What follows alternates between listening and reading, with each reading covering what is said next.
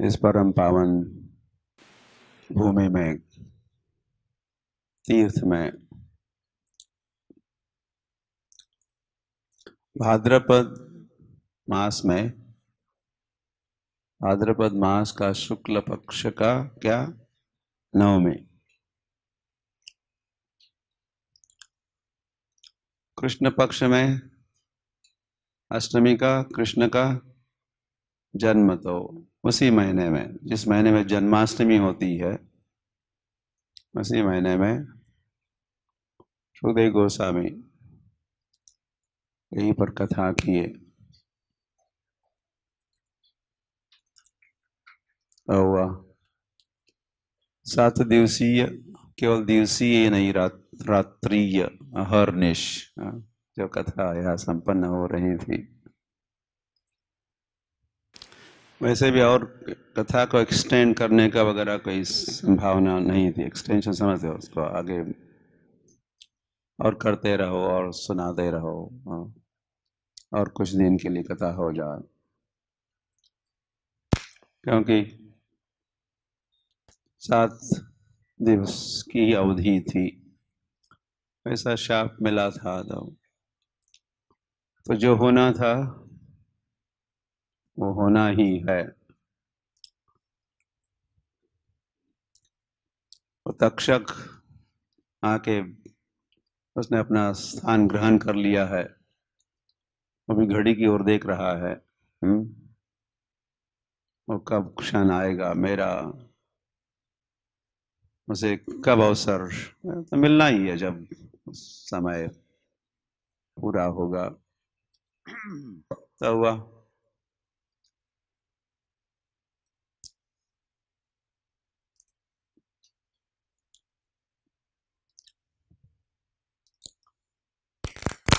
और श्रील सुखदेव गोस्वामी भी अब समझ लगे इतना पर्याप्त है, अब इससे क्या होगा, अंते नारायण स्मृति कर पाएंगे। तो उन्होंने त्वं तु राजन मरीषयिति पशु बुद्धिम इमाम जही, जो अंतिम जो वचन, अब कथा का समापन ही होना है, तो वह कुछ ही अंतिम कुछ वचन, कुछ वाक्य है, तो उसमें से एक ये महत्वपूर्ण है, जिसमें सुखदेव गोस्वामी कह रहे हैं, हे राजन, हे राजा, त्वं तु मरीषे इति, इति मतलब संस्कृत में इतना, इतना सा, दिस मच, कितना, त्वं तु मरीषे, तुम मरोगे, ऐसा विचार तुम छोड़ दो, तुम मरने वाले हो, ऐसा विचार तुम दिमाग से निकाल दो। और वे कह रहे पशु बुद्धिम जही, ऐसी बुद्धि तो पशु की होती है। पशु सोचते हैं मैं मरूंगा, मेरा जन्म, देहात्म बुद्धि वाला पशु ऐसा सोचता है। तुम नहीं सोचना, पशु जैसा विचार नहीं करना कि मैं मरने वाला हूं। तुम्हारा मरण से कोई संबंध नहीं है, तुमने तो मरण को जीत लिया है।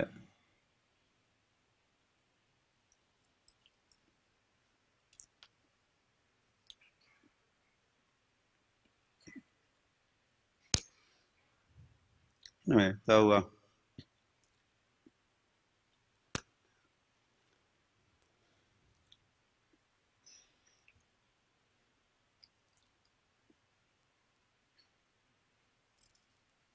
ओके। तो और फिर पूछा तो है, और कुछ सुनना चाहते हो? किम भूया श्रोतुम इच्छसी, और कुछ सुनने की इच्छा रखते हो? तो उसके उत्तर में राजा परीक्षित, हरि हरि। सिद्धोस्मि अनुग्रहीतोस्मि भवता करुणात्मना। ये राजा परीक्षित के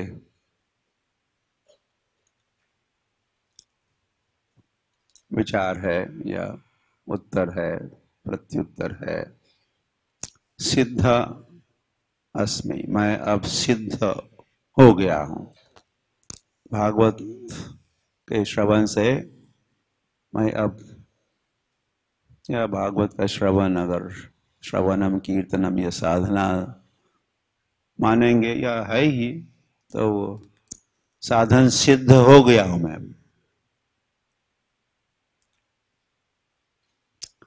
अनुग्रहीतोस्मि,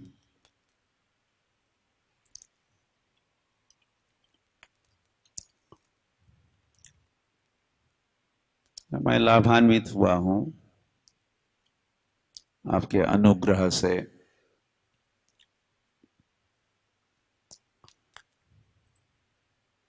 तो इतना ही कुछ वचन है।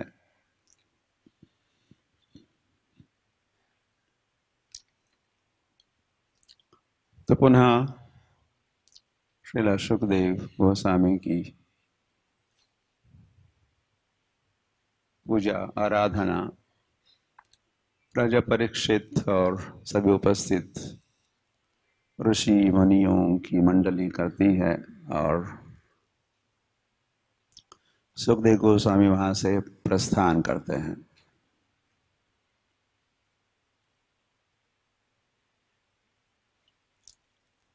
सात दिवस 7 रात्रि तक उन्होंने आसन नहीं छोड़ा था, न तो उन्होंने छोड़ा था, न तो श्रोताओं ने छोड़ा था।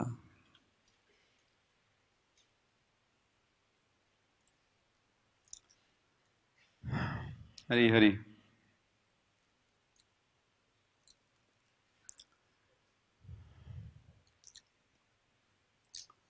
तो अभी तक्षक को आना है।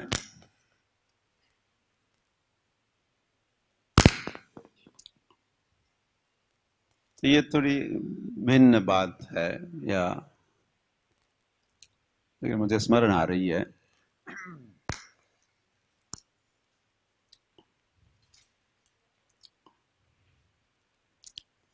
सुखदेव गोस्वामी गए और फिर थोड़ी देर में तक्षक को पहुंचना है। तो वो जो अवधि है, जितनी भी अवधि है, अल्प अवधि है, उस कालावधि में परीक्षित की माताश्री कौन, उत्तरा पहुंच जाती है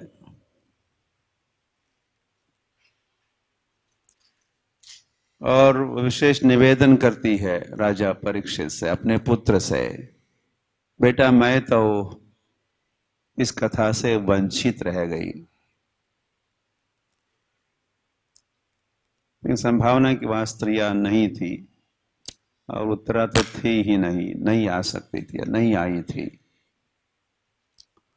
तो अब जब आई तो जानती अब पुत्र तो आगे बढ़ेगा, पुनः कभी नहीं मिलन होगा, तो ये आखिरी मुलाकात है अपने पुत्र के साथ। तो पुत्र के प्रस्थान के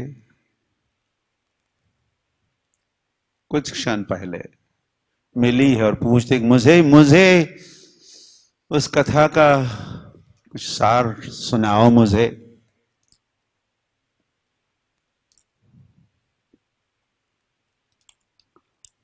तो वह राजा परीक्षित ने सुनाया है, और फिर और एक कथा प्रारंभ हो जाती है,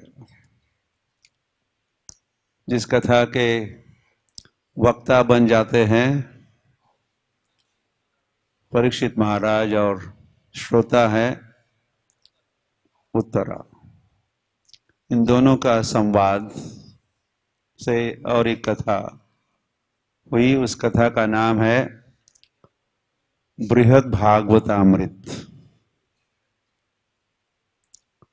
श्रील सनातन गोस्वामी रूप सनातन में से जो षड गोस्वामी वृंद है उसमें से एक गोस्वामी सनातन गोस्वामी, उन्होंने ये बृहद भागवतामृत नाम का ग्रंथ की रचना की है।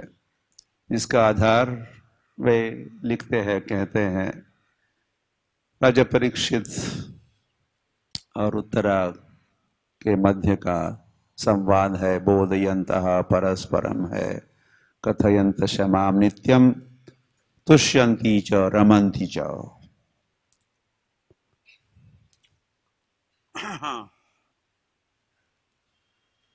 भी एक बड़ी प्यारी कथा है।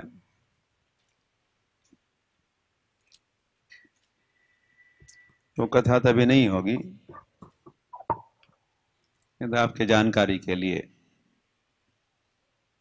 आप पढ़ सकते हो। किसी ने पढ़ा है, सुना है बृहद भागवतामृत? पुणे में सुने हो? अच्छा, मैंने ओके। कब हुई थी? Last year? ओके, दिसंबर महीने में। कितने दिन? 7 दिन। ओके, 7 दिवसीय। हर प्रातः काल को, सायंकाल को वहां भागवत कथा होती थी और प्रातः काल में मंदिर में बृहद भागवतामृत की कथा भी हुई। अभी आप चाहे तो रिकॉर्डिंग सुन सकते हो आप।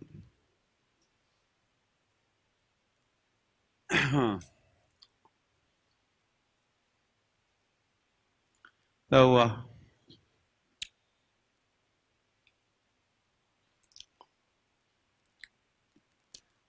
आनंद वन में कथा हुई किनके लिए? ज्ञान वैराग्य और भक्ति के लिए। अंत में क्या हुआ? भगवान भी आए और बहुत बढ़िया कीर्तन हुआ। इस कीर्तन में ज्ञान और वैराग्य नाच रहे थे। आप कभी नृत्य देख के मुझे स्मरण आया,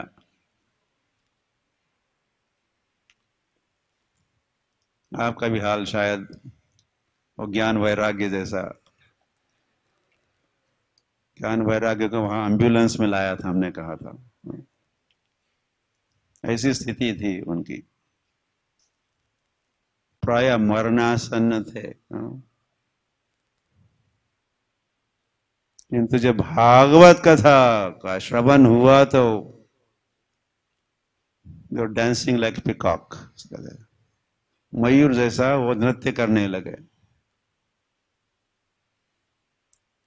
और व्यक्ति जब नृत्य करता है मतलब क्या है? सुखी है कि दुखी है? कोई पागल भी नाचते रहते हैं, नाच सकते हैं, पागल भी नाचते हैं, लेकिन अधिकतर नाचने वाले लोग सुखी होते हैं। They are happy.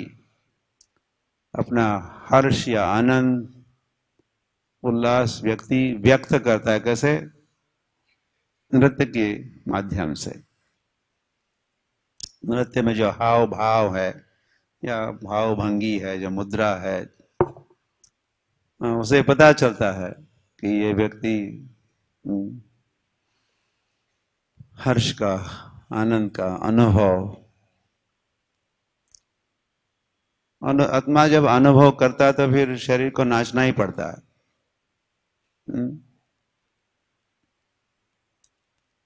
और भक्तों का जब नृत्य होता है तो भक्तों की आत्मा नाचती है।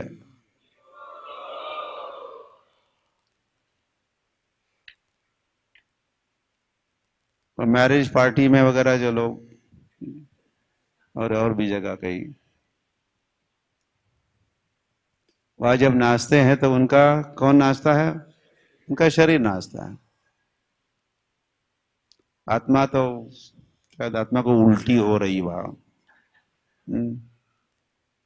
आज जो भी वातावरण है, जो खान पान है,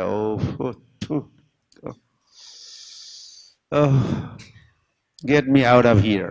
आत्मा, आत्मा अगर अंग्रेजी बोल सकता है तो मुझे यहां से और कहीं ले चलो, कहाँ पहुंचाए मुझे इस दलदल में यार।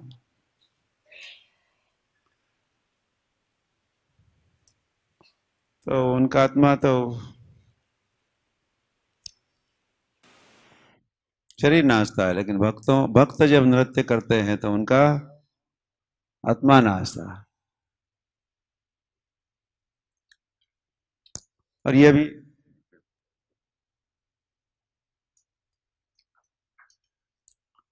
और श्रीमद् भागवत का अंतिम श्लोक आप जानते हो?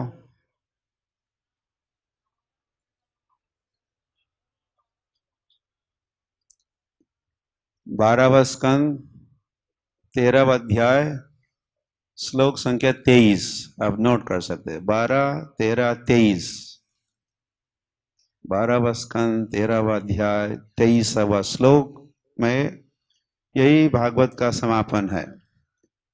18,000 18,000वां श्लोक भागवत का जो है, नाम संकीर्तनम यस्य।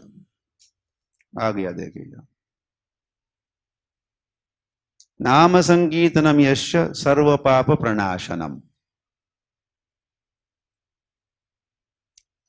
अंतिम श्लोक में वचन में कहा है,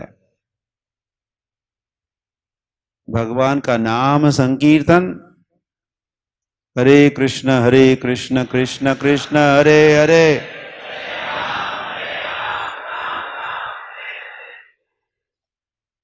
ये क्या करेगा? सर्व पाप प्रणाशनम,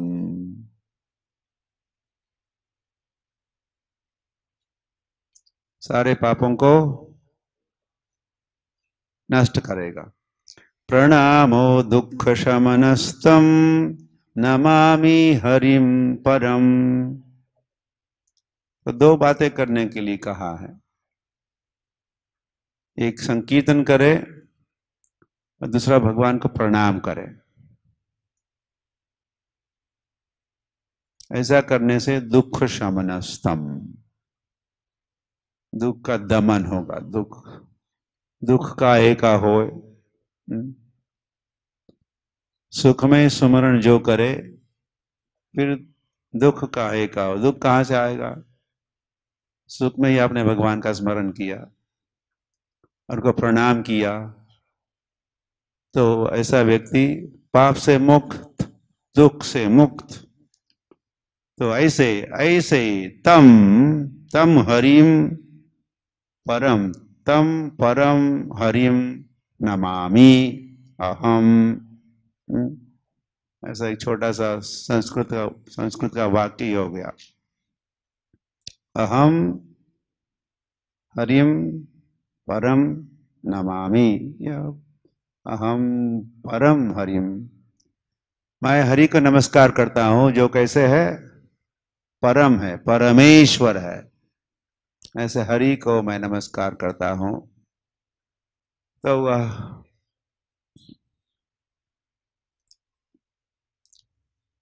फिर लिखा है, इति 12 स्कंदः समाप्तः, संपूर्णो अयम ग्रंथः। ये ग्रंथ का के 12 स्कंद का पूर्णाहुति है। तो अंतिम बात है, नाम संकीर्तनम यस्य। क्या कहा? नाम संकीर्तनम यस्य सर्व पाप प्रणाशनम। ये बात वैसे वैसी ही है जैसे भगवत गीता में भी। भगवत गीता के अंत में क्या कहा भगवान ने? सर्वधर्मान परित्यज्य माम एकम शरणम व्रज। ऐसा करोगे तो अहम त्वाम सर्व पापेभ्यो मोक्षयिष्यामि मा शुचः। वही बात, सर्व पापेभ्यो सर्व पाप, सभी पापों से मोक्ष इष्यामि, मैं तुम्हें मुक्त करूंगा, बस मेरी शरण लेने की ही देरी है। मेरी शरण में आओ, सर्वधर्मान परित्यज्य मामयि, सर्वधर्मान और धर्मों को भूल जाओ, दूर रखो। ये थोड़ा इतना आसान नहीं है समझना क्या क्या कहा जा रहा है। कोई व्यक्ति भ्रमित भी हो सकता है, क्या और धर्मों को छोड़ दो, मतलब कौन सा, ईसाई धर्म को छोड़ दो, इस्लाम धर्म को? ऐसा नहीं है। हरी हरी, तो गौण गौण धर्म को छोड़ो, या कर्म कांड को छोड़ो, ज्ञान कांड को छोड़ो, हिंदू धर्म को छोड़ो, या हिंदू धर्म से अधिकतर विधि विधानों को दूर रखो, उनसे दूर रहो। कामैस्तैस्ते ऋतज्ञाना प्रपद्यन्ते अन्य देवता, भगवान ने कहा जो कामी होते हैं, कामैस्तैस्ते ऋतज्ञाना, जब मन में कामना जग जाती है तो वो कामना क्या करती है, हमारे ज्ञान को चुराती है, और ज्ञान की जो चोरी होती है, हम बुद्धू बुद्धू बन जाते हैं, बुद्धू कहीं का। ज्ञान की चोरी हुई, काम वासना ने ज्ञान की चोरी की, तो फिर प्रपद्यन्ते अन्य देवता, लोग क्या करते हैं, धार्मिक लोग क्या करते हैं, उनको भी धार्मिक कहा जाता है, प्रपद्यन्ते अन्य देवता, अन्य अन्य देवता, भगवान को अच्छा नहीं लग रहा है अन्य देवता, मुझे छोड़कर अन्य देवता। लेकिन ज्ञानवान क्या करते हैं, माम प्रपद्यते, जो सचमुच ज्ञानी है, माम प्रपद्यते, मेरे शरण में आता है। लेकिन ऋत ज्ञाना, जिनका ज्ञान का चोरी किया काम वासना ने, इंद्रिय तृप्ति के विषयों ने, मनोरंजन के कार्यक्रमों ने,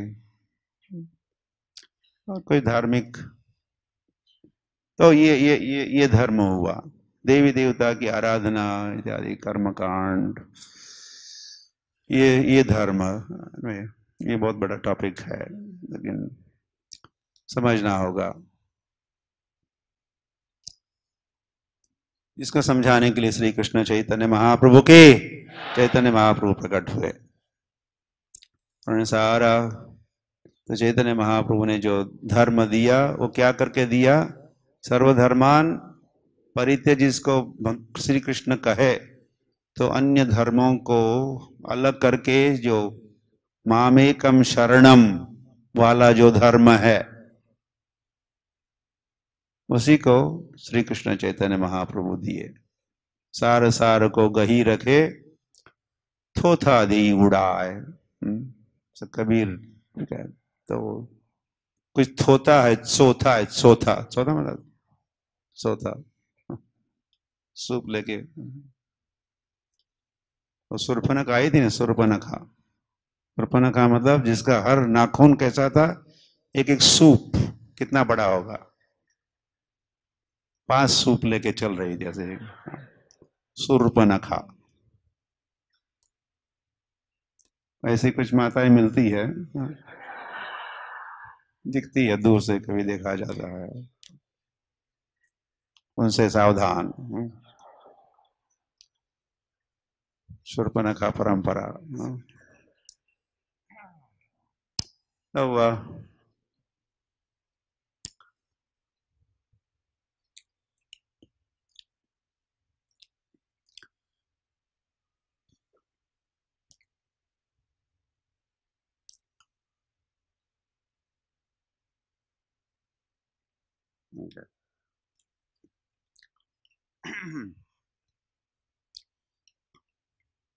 तो 11वें स्कंद में अध्याय 5वां, राजोवाच, मतलब राजा परीक्षित, नहीं राजा परीक्षित नहीं, राजा निमि ने कहा या पूछा, उनके घर पर या उनके राज में या महल में नव योगेंद्र आए। नव योगेंद्र, हाँ, कितने योगेंद्र? 9 है, अलग अलग। तो उनके साथ संवाद, कुछ जिज्ञासा हो रही है, तो उन्होंने करभाजन नामक योगेंद्र से प्रश्न पूछा, कस्मिन् काले स भगवान् किं वर्णः कीदृशो नृभिः नाम्ना वा केना विधिना पूज्यते तदिहोच्यताम्। तो उन्होंने पूछा, बड़ा इंटरेस्टिंग प्रश्न पूछा। मैं कुछ नया तो नहीं कर सकता, टॉपिक खोलना चाहता हूँ या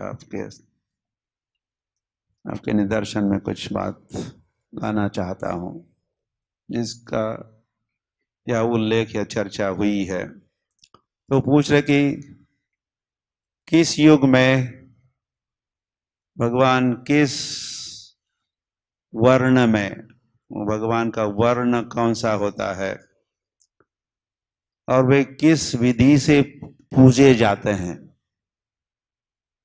ये मुझे बताइए। सत्ययुग में, त्रेता युग में, द्वापर युग में, कलयुग में, अलग अलग ये युग है। संभवामि युगे युगे, तो भगवान किस युग में आते हैं या किस युग में किस स्वरूप में, उनका वर्ण कैसा होता है और किस विधि से पूजे जाते हैं भगवान। तो कृतं त्रेता द्वापारम च कलिर इत्येषु केशवः नानावर्णाभिधिकारो नानैव विधि नेज्यते। तो उन्होंने उत्तर देना प्रारंभ किया। तो कृतम मतलब सत्ययुग में कौन आते हैं भगवान, फिर त्रेता में कौन, द्वापर में कौन, इसके उत्तर देते देते फिर कलयुग की जब बारी आई, कलावपि यथा श्रृणु। अब सुनिए, अब कलयुग में कौन भगवान या किस वर्ण के भगवान या उनका वर्ण, वर्ण समझ, रंग, कलर या कांति, और किस विधि से पूजे जाते हैं। तो सुनिए, करभाजन मुनि कह रहे राजा निमि को।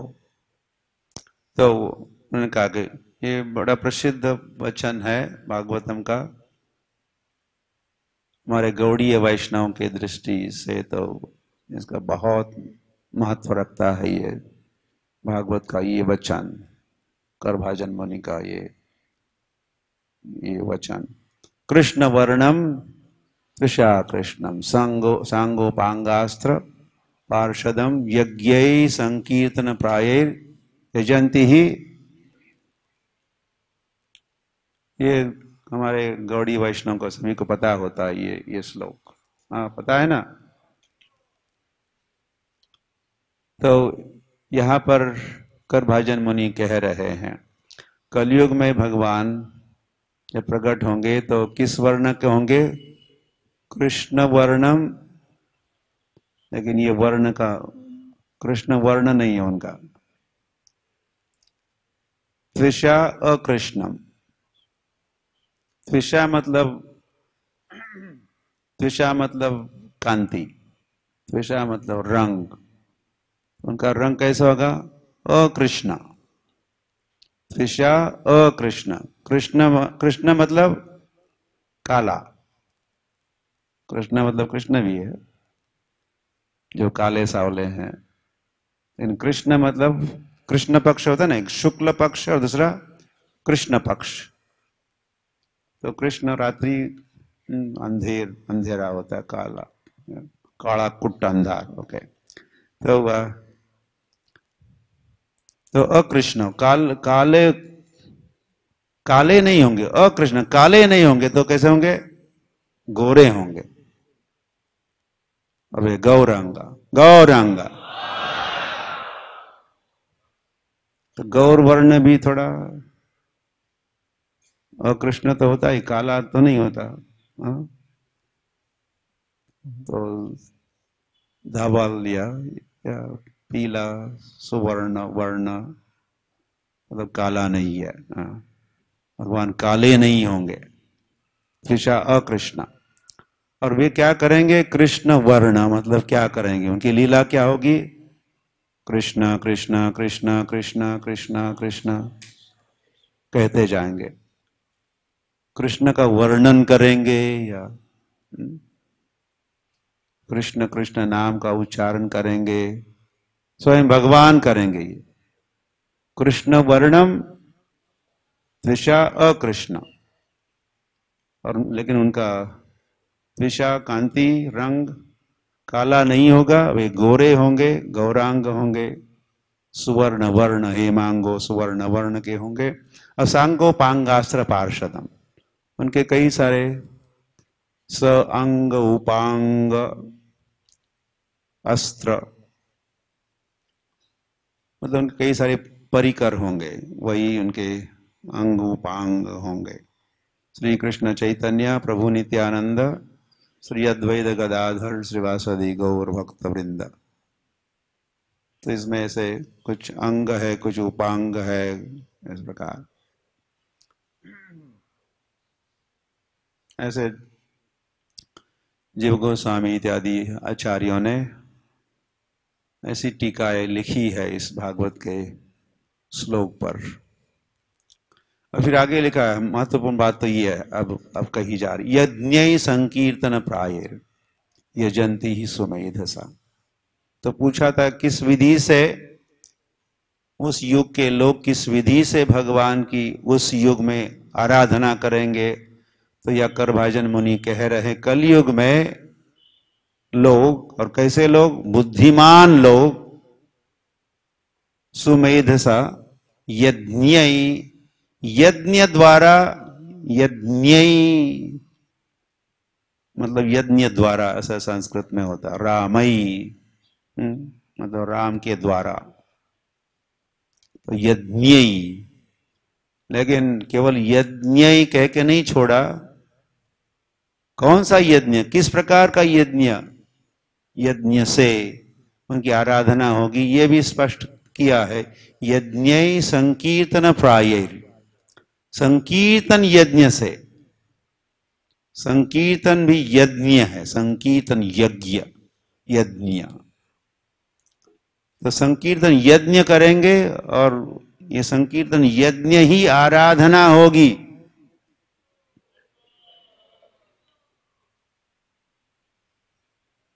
वो तो आराधना वो भी है, घंटी और हम आरती उतारते हैं, और भी साज श्रृंगार आराधना, श्री विग्रह आराधना नित्य नाना श्रृंगार तन्मंदिर मार्जनादो युक्तस्य भक्तांश नियुंजतोपि वंदे गुरो श्री चरणारविंदम। तो वो भी आराधना, विग्रह आराधना। लेकिन फिर कहा है कलयुग में केवल उतनी आराधना को सीमित करना, केवल श्रृंगार और माल्यार्पण और भोग अर्पण नैवेद्य अर्पण नहीं, नहीं, साथ में संकीर्तन होना चाहिए, क्योंकि हरिर नामैव केवलम भी का भी कनेक्शन है। तो संकीर्तन यज्ञ से विग्रह की भी आराधना, विग्रह की आराधना में संकीर्तन यज्ञ हो तो विग्रह की आराधना पूरी हो गई, अदरवाइज इनकम्प्लीट या तमोगुनी आराधना हुई, अधूरी हुई। और हमारे समक्ष विग्रह नहीं है, हम आरती वगैरह उतार नहीं रहे हैं, श्रृंगार और भोग इत्यादि नहीं लगा रहे, चढ़ा रहे नहीं रहे हैं, तो भी हम जहां भी है हरे कृष्ण कृष्ण कृष्ण हरे हरे, हरे राम। आप रास्ते में हो या जहां भी हो, वन में हो या छत पर हो, आप जहां भी हो, आपने संकीर्तन यज्ञ किया, संकीर्तन किया तो आपने क्या की? भगवान की आराधना आप कर रहे हो।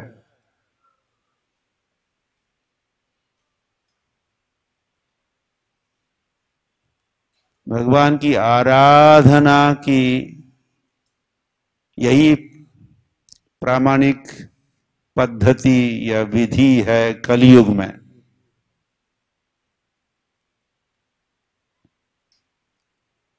और ये आपने संकीर्तन यज्ञ किया तो, और कुछ भी नहीं किया तो भी कोई चिंता का विषय नहीं है। आपने संकीर्तन किया तो नाम नाम चिंतामणि चैतन्य रस विग्रह, और क्या? नित्य शुद्ध मुक्त और अभिन्नत्वात् नाम नामिनो। ये संकीर्तन ये पूर्ण है, संकीर्तन यज्ञ पूर्ण है, कुछ कुछ बाकी करना नहीं रह गया। आपने संकीर्तन किया, संकीर्तन यज्ञ। तो संकीर्तन यज्ञ का आधार ये भागवत है। या इस भागवत में स्वयं श्रील शुकदेव गोस्वामी और उनके मुख से कहलवाए हैं। संवाद के अंदर संवाद होते हैं भागवत में, लेकिन अंततोगत्वा ये जो भी संवाद है, शुकदेव गोस्वामी तो उसको कहे हैं या सुनाए हैं। करभाजन मुनि और नेमी राजा का संवाद, फिर वो संवाद शायद नारद मुनि वसुदेव, हाँ ऐसा कुछ संबंध है। हाँ, वसुदेव कृष्ण के पिता श्री वसुदेव और नारद दोनों का संवाद हो रहा है, तो नारद जी ने इस संवाद का उल्लेख किया। निमि महाराज और करभाजन, ऐसे संवाद के अंतर्गत संवाद रेफरेंसेस आते रहते हैं। तो वह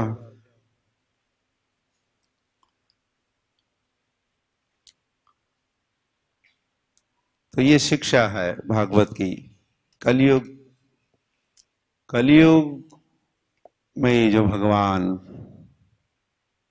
प्रकट होंगे और वे होंगे श्री कृष्ण चैतन्य महाप्रभु के,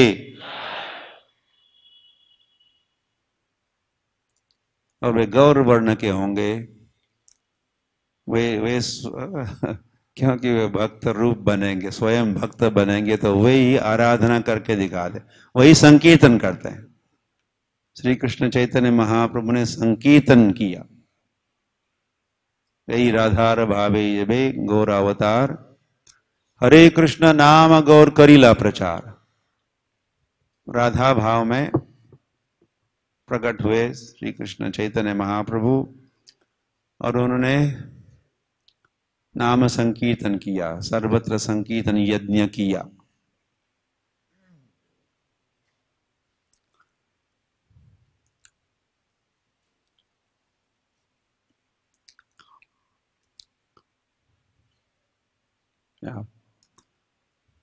और भी जहां गर्गाचार्य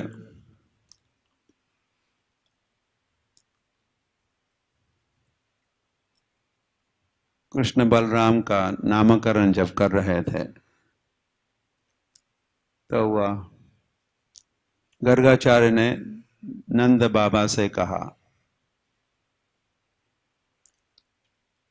इदानीम कृष्णताम गतः, अब तो आपका पुत्र कृष्णताम गतः। यह कृष्णताम का मतलब ऐसे काले का सावले बना है आपका ये बालक। लेकिन पहले और 3 युगों में रक्त क्या शुक्ल और पीत, ऐसे और 3 वर्णों का उल्लेख है। और 3 युगों में शुक्ल रक्त पीत और फिर इदानीम कृष्णताम, अब तो काले वर्ण के बने हैं, लेकिन और युगों में, एक युग में सत्य युग में शुक्ल वर्ण और त्रेता में वराह, रक्त वराह नाम का एक भगवान का अवतार, रक्त वराह, एक शुक्ल वराह भी है, एक रक्त वराह, तो रक्त वर्ण के। और कलयुग में उनका कहने का तात्पर्य, कलयुग में भगवान पीत वर्ण, पीत मतलब पीता, पीत मतलब यह सोने का जैसा पीला सोना, सोने का वर्ण होता है। तो वह गर्गाचार्य भी चैतन्य महाप्रभु का उल्लेख, स्मरण और उल्लेख कर रहे हैं, ये कह के कि भगवान कलयुग में, एक युग में मतलब वो बच गया, कलयुग ही बचता है वहां पर, और उस युग में भगवान पीत वर्ण के, सुवर्ण वर्ण के, गौरांग, गौर वर्ण के बनते हैं। और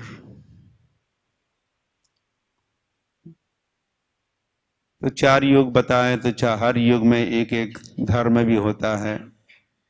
कृते ध्यायतो विष्णुम, ये भागवत का है, भागवत है श्लोक, ओके भागवत का ही है।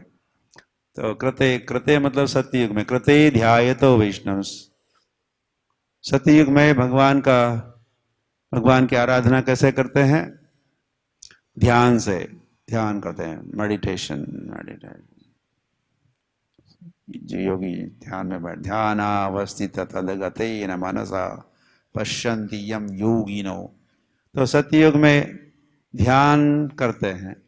त्रेतायाम यजतो मखई, त्रेता युग में भगवान की आराधना यज्ञ से होती, स्वाहा रामचंद्र भगवान की, उनके समय यज्ञ चलते थे,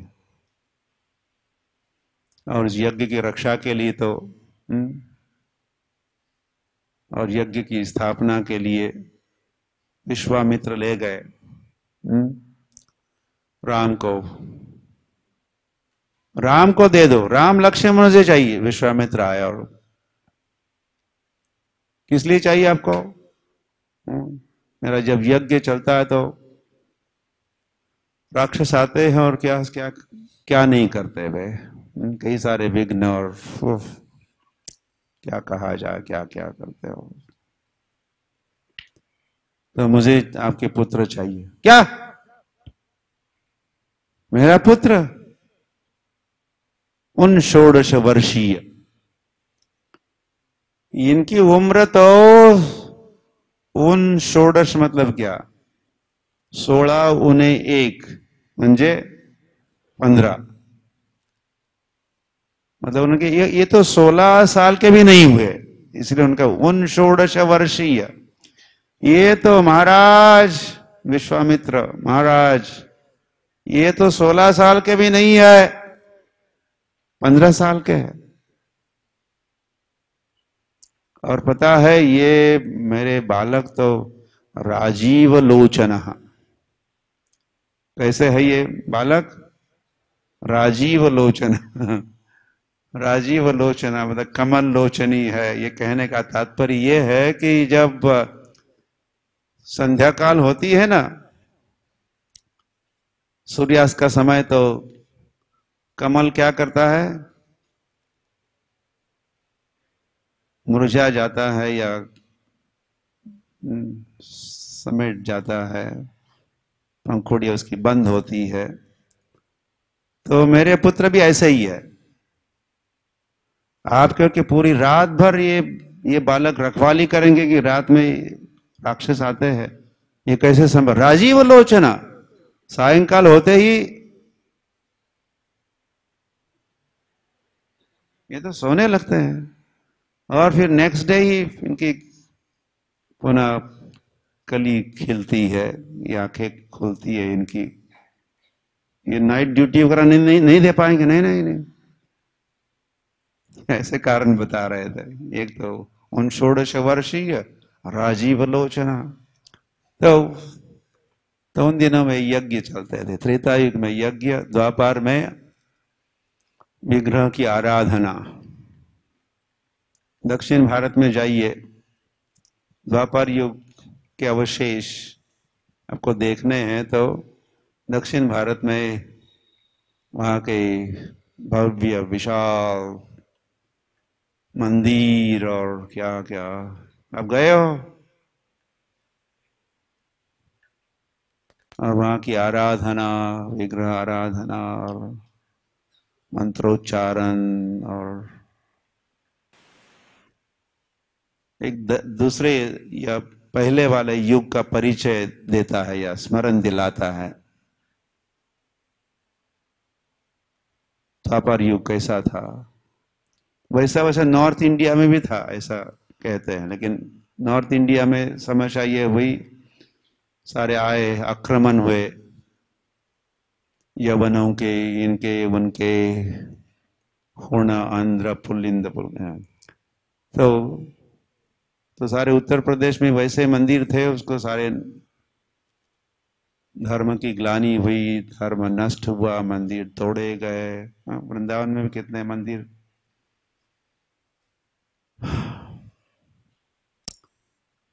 तो त्रेता युग या द्वापर युग में विग्रह की आराधना और कलौ तदहरि कीर्तनाद। कलयुग में होगा कीर्तन, तो सतयुग में ध्यान, ये भागवत का वचन है।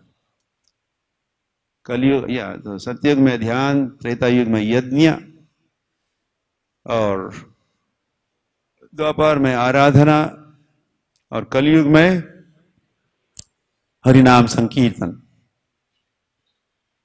तो भागवत प्रमाण है। तो जब जब या भागवत जो भी कहता वैसा ही होता है, होना चाहिए। तो लॉ बुक या ये संविधान का कॉन्स्टिट्यूशन, सरकार का सारा कारोबार जो है कॉन्स्टिट्यूशन के अनुसार, अंबेडकर क्या क्या किया उसने।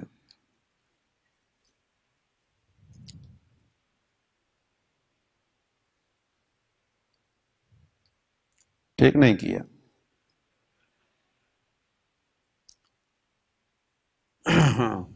तो कॉन्स्टिट्यूशन है, गीता, भागवत, इनके लॉज, इनके जो नियम, उसके अनुसार वैसे समाज, मनुष्य समाज को अपने सारे कार्यकलाप, ये जो नियमावली है, नियामक।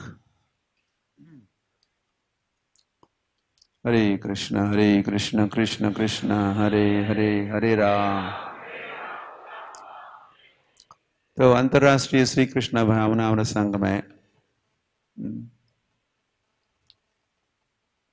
हमारा मुख्य ग्रंथ, हमारी परंपरा का मुख्य ग्रंथ श्रीमद् भागवतम है। ग्रंथराज श्रीमद् भागवतम की। और इस आंदोलन के सभी कार्यकलाप गीता और भागवत इस ग्रंथ के आधार पर स्थित है, या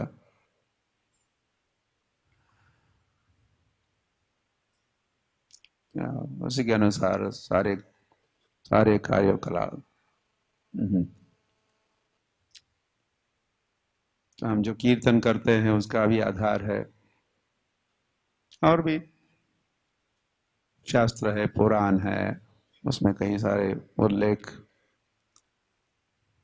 भी आते ही है।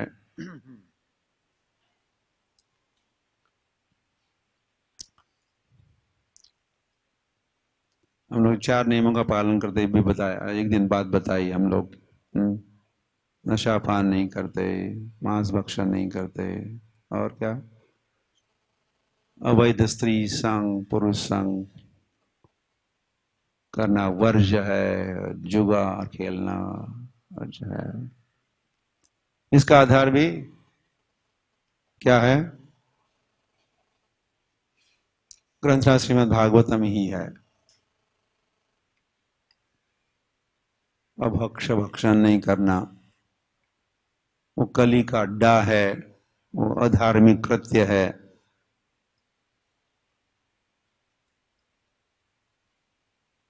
या ऐसे किसी माता ने मुर्गी खाई पेट भर के, मेरे बगल में के सीट में हवाई जहाज में बैठ के, उसके बगल में उसकी बेटी बैठी थी, उसने मछली खाई।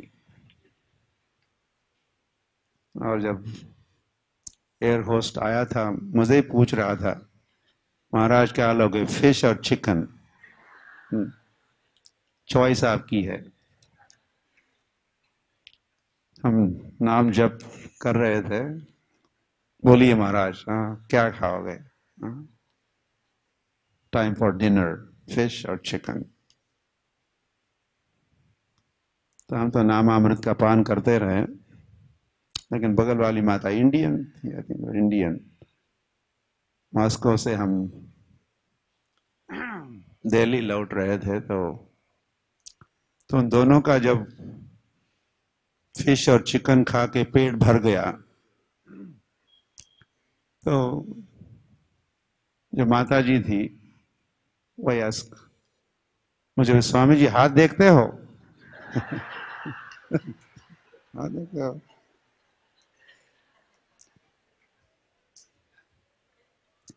तो मुझे आया था गुस्सा, वैसे कम से कम मैंने सोचा कुछ जूसी पी लेगी या कुछ फ्रूट खा के अपना पेट भरेगी कि स्वामी जी बगल में बैठे हैं। लेकिन जब तक खा रही थी तो चिंता नहीं इसको, खाती रही, लेकिन पेट भर गया तो स्वामी जी हाथ देखते हो। तो मैंने कुछ कहा तो नहीं, लेकिन मैंने सोचा तो दोबारा अगर पूछते तो थोड़ा जवाब तैयार करके रखते हैं।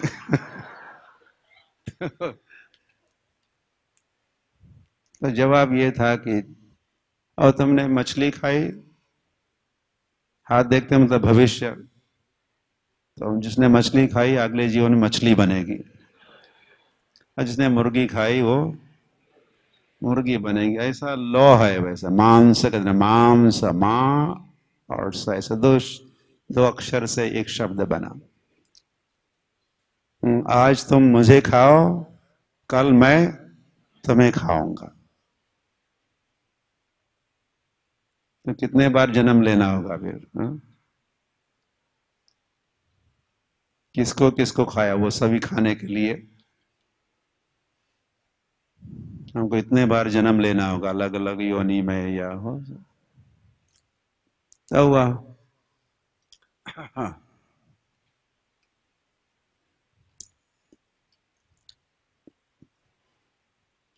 तो ये चार जो पाप कृत्य हैं, ये अधार्मिक कृत्य, यत्र अधर्मा चतुर्विधा, चार प्रकार के अधार्मिक कृत्य जहां होते हैं वहां तुम रहो, एक कली। ऐसे राजा परीक्षित यही पर कहे, हस्तिनापुर में ही। तो प्रभुपाद ने ये चार नियम सारे संसार भर में इसका पालन हो रहा है। प्रभुपाद को 2-4 महीने ही न्यूयॉर्क में थे, अभी अभी आए थे, 2-4 महीने बीते थे, तभी उनके कुछ अनुयायी बन रहे थे, उनके सत्संग में आ रहे थे। 26 सेकंड एवेन्यू उसका उनका एड्रेस था, प्रभुपाद जी का, 26 सेकंड एवेन्यू, सेकंड एवेन्यू का 26 नंबर की कोठी में प्रभुपाद किराए का लिए थे। तो प्रभुपाद ने अपने अनुयायियों को एक दिन इकट्ठा किया और पूछा, कर तुम मेरा साथ देना चाहते हो इस आंदोलन के प्रचार प्रसार के लिए, चैतन्य महाप्रभु के आंदोलन के प्रचार प्रसार के लिए, तो तुम लोगों को कुछ नियमों का पालन करना होगा। तो पूछा, स्वामी जी कौन से नियम है, क्या नियम है? तो फॉर फर्स्ट टाइम, पहली बार प्रभुपाद ने 4 नियम कहे। और फिर पूछा, आप में से कौन कौन इन 4 नियमों का पालन करके मेरी सहायता करना चाहते हो इस आंदोलन की, तो वहां जितने उपस्थित थे सभी ने हाथ ऊपर किए। Swami ji, we are ready.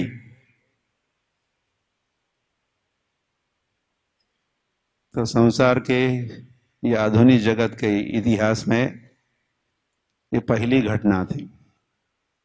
क्या पाश्चात्य जगत के, पाश्चात्य संस्कृति में जन्मे लोग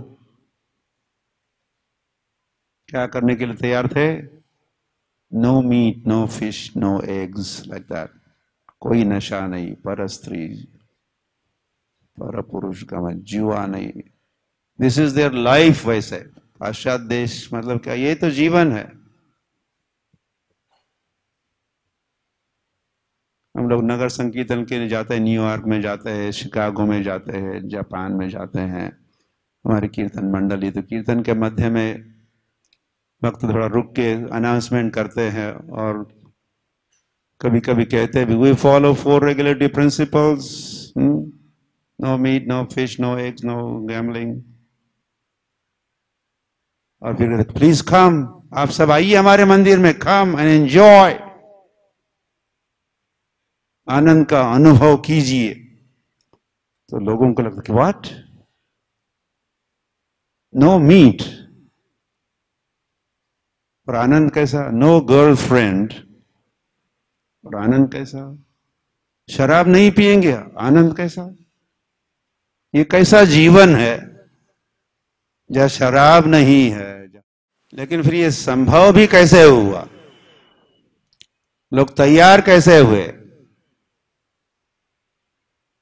नाम संकीर्तनम यश सर्व पाप प्रणाशनम। जब वे नाम संकीर्तन करने लगे तो फिर ये जो फिर उसके हायर टेस्ट आ जाती, ऊंचा स्वाद, ऊंचा स्वाद का अनुभव करता है हरे कृष्णा कीर्तन करने वाला, जप करने वाला भक्त, भागवत का श्रवण करने वाला भक्त। फिर ये जो लोअर टेस्ट है ऐसे ही आसानी से ठुकरा सकते हैं। इसको रेजिस्ट द टेम्पटेशन कहते हैं, रेजिस्ट द टेम्पटेशन। संसार भर के जो आकर्षण है, प्रलोभन है,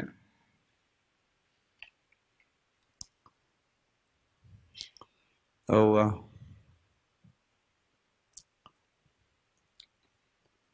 इस हरे कृष्ण आंदोलन की का ये या गौड़ीय वैष्णव संप्रदाय की खासियत ये है कि हम लोग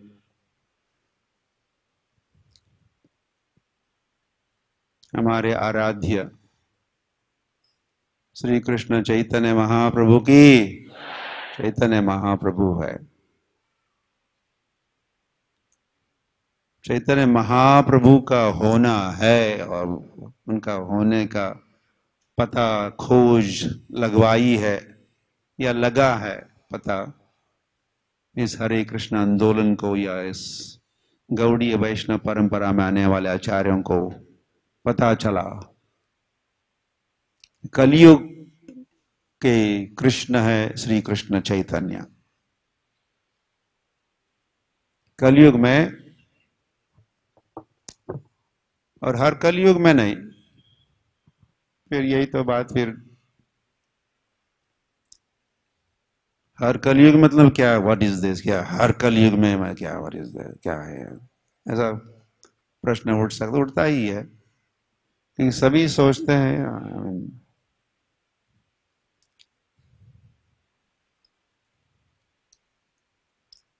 तो 4 युग तो एक बार ठीक है, एक बार हो गया, सर्कल हो गया, साइकिल हो गई तो हो गया ना, और क्या?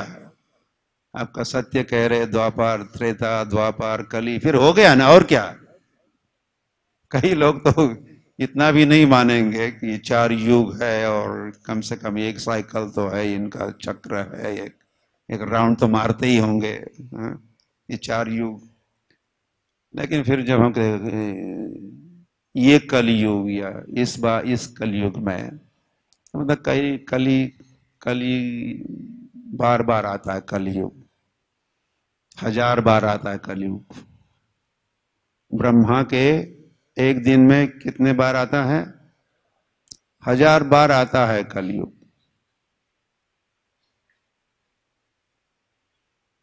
हाँ, ठीक कहा हमने। सहस्त्र युग पर्यंतम, सहस्त्र युग पर्यंतम। ये विद्वान बैठे हैं तो वो कंफर्म कर रहे हुआ।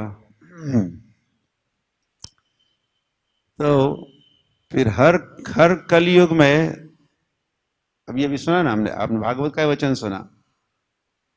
सतयुग में कौन सा धर्म, कौन सा? ध्यान। फिर त्रेता युग में, द्वापर में, और कलयुग में हरिनाम संकीर्तन। तो हर कलयुग में हरिनाम संकीर्तन होता। तो कलौ नास्तेव नास्तेव नास्तेव गतिरन्यथा। ये एक सिद्धांत है सदा के लिए। जब तक ये संसार रहेगा, सृष्टि के प्रारंभ से इसके विनाश या प्रलय तक, जब जब कलयुग आएगा, और ब्रह्मा के एक दिन में ही 1000 बार सत्य त्रेता द्वापर कली युग आने वाले हैं, तो हर वक्त धर्म कौन सा होगा? हरिनाम संकीर्तन। कोई भी आंख बंद करके बता सकता है। ऐसा सिस्टम, ऐसी व्यवस्था भगवान ने की हुई है।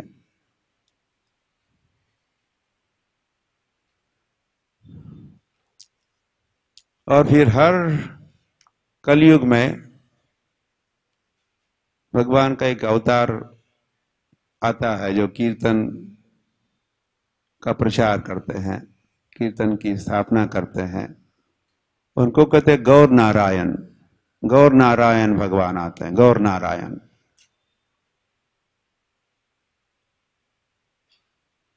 लेकिन फिर एक वो 1000 कलयुगों में से एक कलयुग में स्वयं श्री कृष्ण चैतन्य महाप्रभु आ जाते हैं। नारायण नहीं आते, स्वयं भगवान श्री कृष्ण आते हैं। एते चांश कला पुंसाम कृष्णस्तु भगवान स्वयं। और भी आगे है ये। वैसे ये जो श्लोक हमने अभी अभी कहा, ये भागवतम का बड़ा ही महत्वपूर्ण श्लोक है। क्या कहते हैं इसको? परिभाषित। हाँ, परिभाषित वचन में से फाउंडेशनल, मुख्य। हर ग्रंथ का एक एक ऐसा होता है। तो इस श्लोक में अभी इसकी व्याख्या नहीं करेंगे, लेकिन उसमें यह कहा है कि एते, ये प्रथम स्कंद, श्रीमद् भागवत के प्रथम स्कंद के 3य अध्याय में अलग अलग अवतारों के नाम गिनाए हैं। 24 होने चाहिए थे, लेकिन 22 के नाम है वहां। तो 22 के नाम केवल नाम ही नहीं, थोड़ा वर्णन भी है। वो ऐसा कहने के उपरांत फिर अंत में कहा एते, मतलब ऑल दीज, ये जो है, ये जो अभी अवतारों के हमने नाम लिए, सुत गोस्वामी ने नाम लिए है। एते चांश कला पुंसाम, ये कला है, अंश है। अवतारों के कई प्रकार है, अंशांश है। लेकिन कृष्णस्तु भगवान स्वयं। लेकिन किंतु कृष्ण स्वयं भगवान है, और स्वयं भगवान एक है। उनके अवतार अनेक है, और अवतारों के कई सारे प्रकार भी है। लेकिन स्वयं भगवान या स्वयं रूप, बस वन एंड ओनली वन, और वे है श्री कृष्ण। तो हम कब कुछ दिन पहले सुने कि कैसे एक कल्प में एक कल्प में, इन शब्दों में तो नहीं कहा था, अभी कह रहा हूं। एक कल्प में, कल्प मतलब ब्रह्मा का एक दिन। आप सुनते ना कल्प कल्प कल्प, और फिर कल्पांतर भी होता है। कल्पांतर के कारण ऐसा कल्पांतर मतलब ये लीला और कल्प में हुई। ये जो चीर हरण है, वस्त्र चीर हरण, वृंदावन जाइए तो ओ यहाँ चीर हरण हुआ। फिर थोड़ी दूसरे दिन कई यात्रा में जाओ यहाँ पर हुआ। तो फिर हाँ, दोनों भी सही है, लेकिन दो अलग अलग कल्पों में, एक कल्प में यहाँ हुआ, दूसरे कल्प में वहां हुआ, मतलब ब्रह्मा के एक दिन में। तो ब्रह्मा के एक दिन में, जैसे मैं बहुत कुछ कह रहा हूं अभी, जैसे युग अवतार है, संभवामी युगे, तो युग अवतार है तो फिर मनवंतर अवतार भी होते हैं। हर मनु के काल में एक अवतार होता है, उनका नाम है मनवंतर अवतार। तो एक कल्प में या ब्रह्मा के एक दिन में 14 मनवंतर अवतार होते, 14 मनु होते। तो हर मनु के कालावधि में एक अवतार होता, उनको मनवंतर अवतार कहते। तो युग अवतार है और फिर मनवंतर अवतार है, तो कोई कल्प अवतार है। ब्रह्मा के एक दिन में एक ही बार आते हैं और वे है कृष्ण। तो अभी ये सातवां मनु का कालावधि चल रहा है। वैवस्वत मनु उनका नाम है, उनका नाम भी है वैवस्वत मनु। और ये 28वां कलयुग चल रहा है। तो 28वें द्वापर युग में कृष्ण आते हैं। 28वां जो द्वापर युग के अंत में कृष्ण आते हैं, और फिर 28वें कलयुग में श्री कृष्ण चैतन्य महाप्रभु आते हैं। और 999 कलयुगों में नारायण कृष्ण का एक विस्तार अवतार, नारायण विष्णु कही है, तो नारायण स्वरूप में आते हैं और वे हरि नाम का प्रचार करते हैं। लेकिन कृष्ण जब आते हैं तो कृष्ण के बाद वाला जो कलयुग है, तो उस कलयुग के प्रारंभ में श्री कृष्ण चैतन्य महाप्रभु के रूप में कृष्ण प्रकट होते हैं। तो फिर कृष्ण स्वयं रूप है, या कृष्णस्तु भगवान स्वयं। तो श्री कृष्ण चैतन्य महाप्रभु भी स्वयं भगवान है।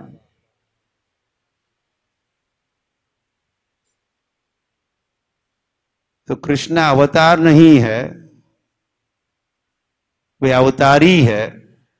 तो श्री कृष्ण चैतन्य महाप्रभु भी स्वयं भगवान है, वे भी अवतारी है, अवतार नहीं है।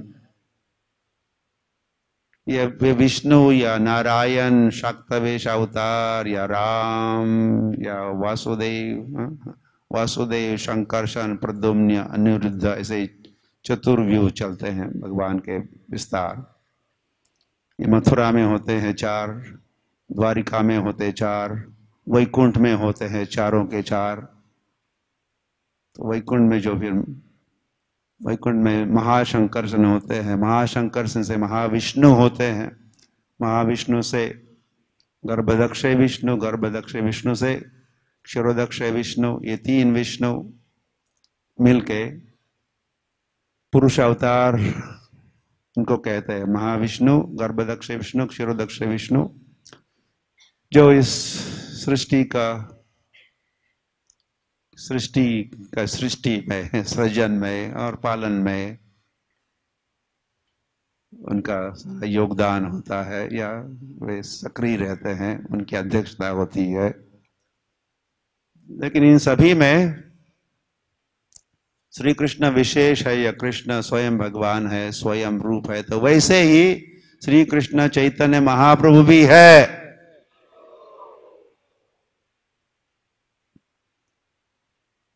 तो शायद मैंने आज प्रातः के लिए कल कहा, जो गोलोक है, तो गोलोक के दो विभाग है,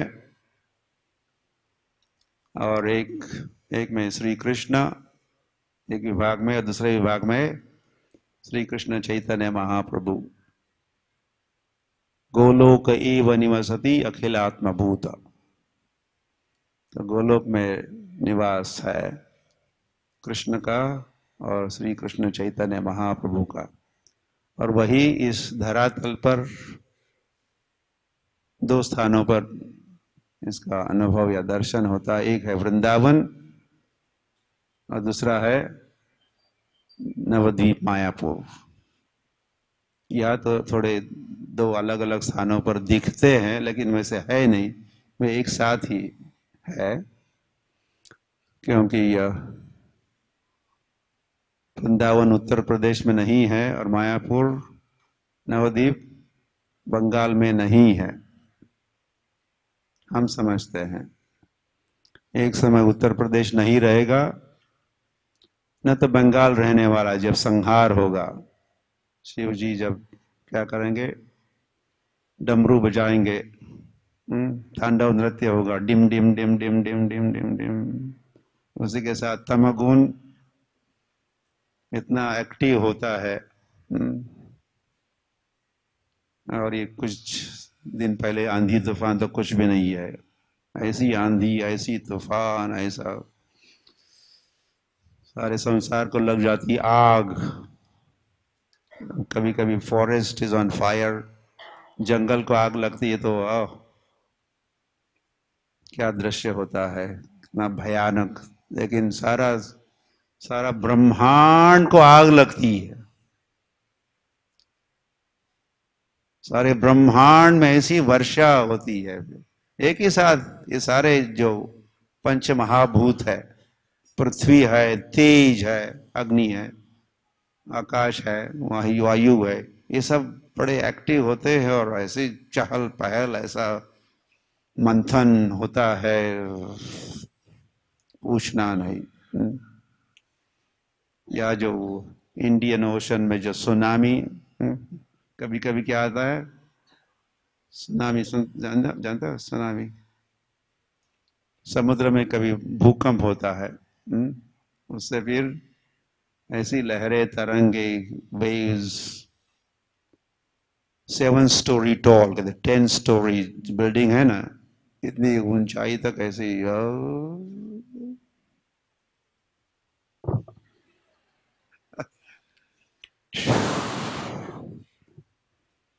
तो फिर, लेकिन वो कुछ भी नहीं है। ये महा प्रलय के समय जो होता है दृश्य और अनुभव, मार्कंडेय मुनि ने किया था अनुभव। मार्कंडेय मुनि को थोड़ा सैंपल दिखाया, नमूना देखना चाहते थे, तो इतने परेशान हो गए।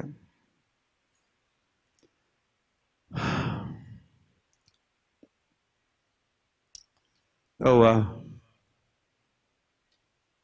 हरी हरी। तो श्री कृष्ण चैतन्य महाप्रभु, तो मैं कह रहा था एक समय उत्तर प्रदेश नहीं रहेगा, बंगाल नहीं रहेगा, सिर्फ पृथ्वी भी नहीं रहेगी, एक पर सारे प्लैनेट्स फिनिश्ड। ये ब्रह्मांड भी वैसे पूरा पुनः प्रवेश करता है महाविष्णु के अंग में। किंतु वृंदावन, मायापुर, जगन्नाथपुरी, इन धामों को वे ज्यों के त्यों रहते हैं।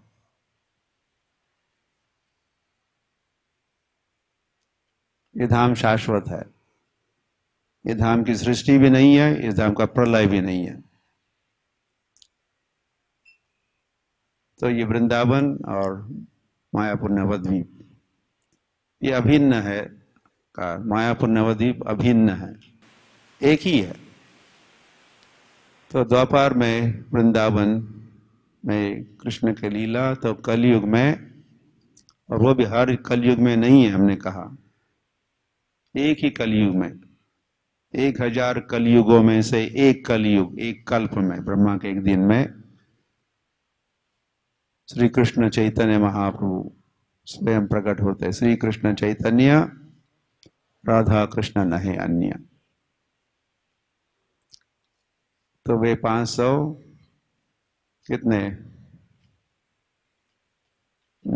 32, हाँ, 532 वर्ष पूर्व श्री कृष्ण चैतन्य महाप्रभु प्रकट हुए नवद्वीप में। और तो उनकी भी लीला हुई, नेचुरली उनकी भी लीला हुई, चैतन्य महाप्रभु की लीला। तो जैसे जैसे श्रीमद् भागवत है तो चैतन्य भागवत भी है।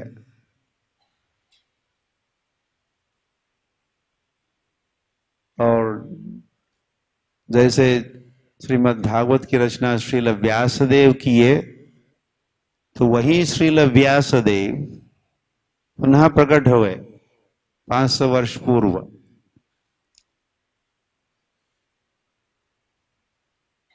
वे वृंदावन दास ठाकुर बने।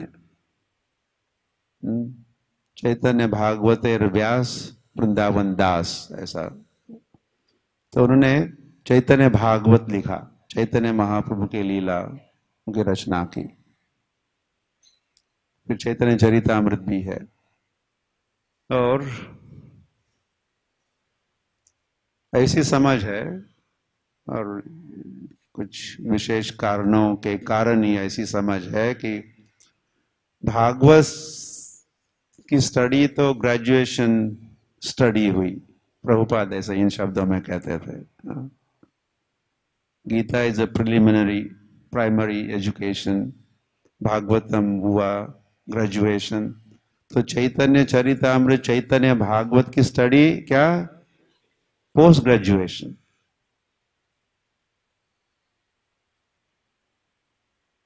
तो क्योंकि चैतन्य महाप्रभु ने जो जिस माधुर्य लीला का आस्वादन किया और प्रदर्शन भी किया, वो माधुर्य लीला, वो माधुर्य रस समझने के लिए थोड़ा और भी कठिन है। जो इस संसार के कामी जीव है, बद्ध जीव, उनके लिए प्रेम सर्वोपरि, सर्वोच्च प्रेम, राधा कृष्ण प्रणय विकृति आह्लादनी शक्ति रसमा। राधा कृष्ण का जो प्रणय लीला और प्रेम, उसको समझना, उसका आस्वादन करना थोड़ा और कठिन जाता है। So it's higher study. तो चैतन्य महाप्रभु प्रकट हुए, अनार्पित चरिम चिरात करुणा यावती ऋणाह कलौ, ऐसा लिखा है चैतन्य चरितामृत में। अनअर्पित, उन्होंने, भगवान ने अर्पित नहीं किया था कुछ विशेष बात। चरिम चिरात, बहुत समय से मतलब पिछले कल्प में किया था, अब दोबारा करने आए हैं। अवतीर्ण कलौ समर्पितुम उन्नत उज्ज्वल रसाम, उन्नत उज्ज्वल रस को देने के लिए हम सभी को, कलयुग के जीवों को। तो उन्नत उज्ज्वल रस कौन सा है? ये जो माधुर्य रस है, दास्य रस, अख्य रस, वात्सल्य रस, हाँ बीच में छूट गया, शांत रस भी है, शांत, दास्य, सख्य, वात्सल्य और माधुर्य। तो ये माधुर्य रस सर्वोपरि है। ये माधुर्य लीला का स्वयं ही श्री कृष्ण चैतन्य महाप्रभु ने आस्वादन किया और उसका वितरण भी किया। ये आस्वादन और वितरण होता है ये महामंत्र जो है हरे कृष्ण कृष्ण कृष्ण हरे हरे, हरे राम राम राम हरे हरे के रूप में ये माधुर्य रस, माधुर्य प्रेम का वितरण होता है, जो हो रहा है। तो श्री कृष्ण चैतन्य महाप्रभु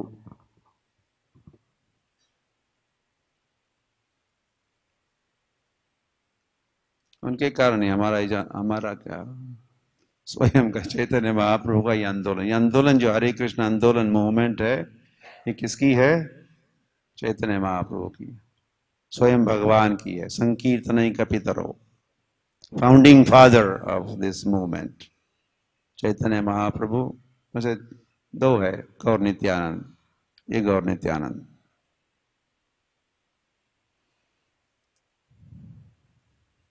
तो हर बात जो हम इस आंदोलन में करते हैं, हमको सिखाया, इसको हम औरों को सिखाते हैं, ये हम सीखे या हमारी परंपरा सीखी श्री कृष्ण चैतन्य महाप्रभु से। तो भागवत का श्रवण भी है, हम क्यों करते हैं? स्वयं चैतन्य महाप्रभु करते थे भागवत का श्रवण। भगवान बन गए, भक्त बने और भक्ति करके अपनी आचार्य जगत सिखाए, सारे संसार को सिखाए। हम राधा कृष्ण की आराधना करते हैं, क्यों? चैतन्य महाप्रभु ने राधा कृष्ण की आराधना की, स्वयं ही थे राधा कृष्ण। श्री कृष्ण चैतन्य राधा कृष्ण ये अन्य आराधना की। तो लाइक दैट, आराध्यो भगवान ब्रजेश तनय तद्धाम वृंदावनम रम्या काचिदुपासना व्रजवधुवर्गेण या कल्पिता श्रीमद्भागवतम प्रमाणममलम प्रेमपुमार्तो महान श्री चैतन्य महाप्रभोर मतमिदम तत्रादरो न परा। तो चैतन्य महाप्रभु का ये, चैतन्य महाप्रभु की ये मुख्य सिद्धांत है। अभी अभी जो श्लोक कहा उसमें सिद्धांत कहे गए हैं। वृंदावन धाम की आराधना, वृंदावन की भी आराधना और ब्रजेश तनय श्री कृष्ण की आराधना। और आराधना की पद्धति कौन सी? जो पद्धति गोपियों ने अपनाई थी। गोपियों की आराधना की विधि पद्धति है, वो आदर्श है। चैतन्य महाप्रभु का ऐसा मत है। और जब ग्रंथ का अध्ययन करना है, आस्वादन करना है, तो कौन सा ग्रंथ? श्रीमद् भागवतम प्रमाणममलम, ये अमल पुराण श्रीमद् भागवत। और क्या पौरुषत्व कहा जाता है, किसमें है? तो पंचम पुरुषार्थ सिखाए चैतन्य महाप्रभु। पंचम पुरुषार्थ क्या है? पंचम है तो फिर पहले और चार होंगे तभी तो पंचम हो गया, पांचवा। चार है, कौन से? धर्म अर्थ काम मोक्ष। इसमें जो लगे हुए वे सब हिंदू है, धर्म अर्थ काम मोक्ष। लेकिन चैतन्य महाप्रभु ने उसको तुच्छ समझा, नथिंग, गौण समझा। और इसीलिए भी कहा सर्वधर्मान, ये जो चार पुरुषार्थ का जो बिजनेस है ये गौण है। प्रधान क्या है, मुख्य क्या है? प्रेम मार्तो महान, मामेकम शरणम व्रज, मेरी शरण में आओ। और प्रेम, कृष्ण प्रेम, भगवत प्रेम, शुद्ध भक्ति, विशुद्ध भक्ति, कर्म मिश्रा नहीं, ज्ञान मिश्रा नहीं, योग मिश्रा नहीं, अन्याभिलाषिता शून्यम, ज्ञान कर्म आदि अनावृतम, अनुकूलेन कृष्णानुशीलनम भक्तिरोत्तमा। उत्तम भक्ति। तो उत्तमा भक्ति महाप्रभु ने सिखाई, जो अन्य अभिलाषा नहीं है, शून्य, अन्य अभिलाषा शून्य, और ज्ञान और कर्म, ज्ञान कांड कर्म कांड से परे है और अनुकूल है। तो ये सब चैतन्य महाप्रभु की शिक्षा। श्री गौर निताय की, ग्रंथराज श्रीमद् भागवतम की, श्रील प्रभुपाद की।